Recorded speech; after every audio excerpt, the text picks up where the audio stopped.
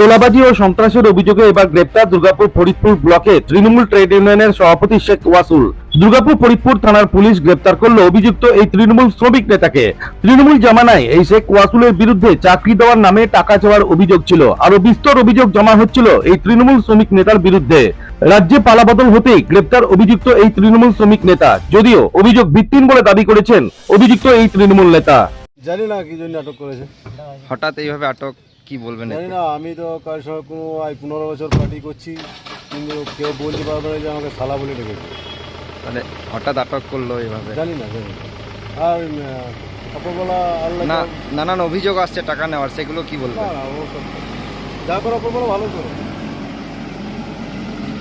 দিন কয়েক আগে দুর্গাপুর ফরিদপুর ব্লকে তৃণমূল কংগ্রেস সভাপতি শতদীপ ঘটককেও তোলাবাজির অভিযোগে গ্রেপ্তার করেছিল দুর্গাপুর ফরিদপুর থানার পুলিশ।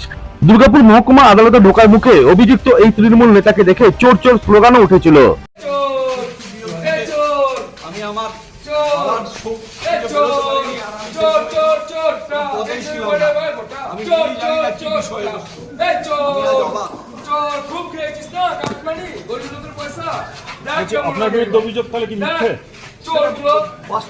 এই ঘটনার রেস কাটতে না কাটতেই এবার দুর্গাপুর ফরিদপুর ব্লকের তৃণমূল ট্রেড ইউনিয়ন সভাপতি শেখ ওয়াসুলকে তোলাবাজির অভিযোগে পুলিশ গ্রেপ্তার করে দুর্গাপুর মহকুমা আদালতে তুলল। তোলাবাজি ছিল তৃণমূল জামানার সংস্কৃতি, পাল্টা তো বিজেপি নেতা বন্ধন ঘোষের। দেখুন, এই শেখ ওয়াস বলুন, আপনি গৌতম ঘোষ বলুন, বাবন ঘোষ বলুন, এইরকম পাণ্ডবেশ্বর বিধানসভা নরেন চক্রবর্তীর বহু নবরত্ন ছিল, যারা হচ্ছে গিয়ে এই নরেন চক্রবর্তীর হয়ে বিভিন্ন জায়গায় তোলা তুলত।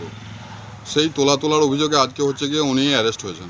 উনি বলছেন রাজনৈতিক প্রতিহিংসার শিকার, কিন্তু আমরা জানি এই পাণ্ডবেশ্বরবাসী যে এরা কি অত্যাচারটা করেছে মানুষের সামনে। একদম শুরু করুন প্রধানমন্ত্রী আবাস যোজনা থেকে শুরু করে, শৌচাগার থেকে শুরু করে, এমন কোনো কাজ নেই যেখান থেকে এরা তোলা আদায় করেনি। তার সাথে সাথে হচ্ছে গিয়ে এই ইস্টার্ন কোলফিল্ড লিমিটেডের বিভিন্ন যে পিটগুলো আছে সেখান থেকে তোলা আদায় করা, সেখানের অফিসারদের হুমকি দেওয়া, এমনকি কয়লা ওয়াগেন পর্যন্ত এরা লুট করে নিয়েছে। তো এদেরকে সরকার অ্যারেস্ট করেছে। আজকে হচ্ছে গিয়ে পশ্চিমবঙ্গে একটা রাষ্ট্রবাদী সরকার প্রতিষ্ঠা হয়েছে, যেখানে হচ্ছে আইনের শাসন চলছে, এখানে শাসকের আইন চলে না। তাই হচ্ছে তাদেরকে আজকে আইনের আওতায় নিয়ে গিয়ে হচ্ছে সাজা দেওয়ার ব্যবস্থা আমাদের এই পশ্চিমবঙ্গ সরকার করছে। পশ্চিম বর্ধমান জেলা তৃণমূল কংগ্রেসের জেলা সভাপতি নরেন্দ্রনাথ চক্রবর্তীর বিরুদ্ধে চাকরি দেওয়ার নামে টাকা চাওয়ার অভিযোগে তোলপাড় হয়েছিল পশ্চিম বর্ধমান জেলা। রীতিমতো থানায় লিখিত অভিযোগ দায়ের হয়েছে পাণ্ডবেশ্বরের প্রাক্তন তৃণমূল বিধায়ক নরেন্দ্রনাথ চক্রবর্তীর বিরুদ্ধে।